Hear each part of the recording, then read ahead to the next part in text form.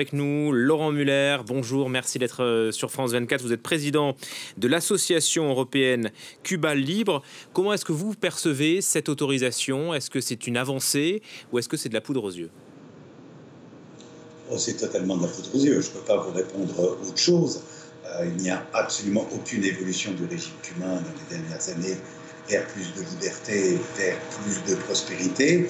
Il est évident que Cuba s'isole en refusant le développement d'Internet sur l'île. Donc, comme il souhaite rester en contact avec les millions de visiteurs qui viennent chaque année, eh ben, il trouve un nouveau moyen de pouvoir rendre Internet un peu plus disponible. Maintenant, pour les Cubains, vous l'avez souligné, ça reste extrêmement cher, et d'autre part, ça reste soumis à un contrôle extrêmement étroit. Ça va dans la même direction que l'autorisation pour les Cubains de créer des commerces indépendants. À partir du moment où vous créez un commerce et que vous commencez à montrer un certain désaccord avec le régime, votre commerce est fermé presque immédiatement.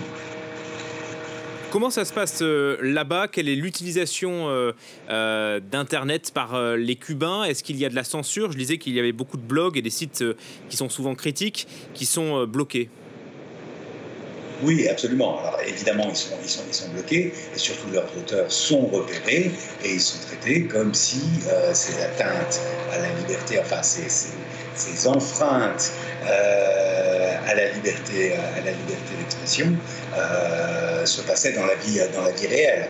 Donc ça veut dire que vous avez comme partout des menaces, c'est-à-dire que vous avez comme partout des emprisonnements, c'est-à-dire que comme partout, dans tous les secteurs de la société, vous avez le système du parti unique et ces armes répressives qui se mettent en branle à partir du moment où un opposant commence à s'exprimer un petit peu trop fort et qu'il y a un petit peu trop de monde qui prête attention à ce qu'il dit. Voilà, on va s'en tenir là, Laurent Muller, parce que le son est vraiment très difficile. Merci en tout cas pour votre commentaire. Je rappelle que vous êtes président de l'association européenne Cuba Libre.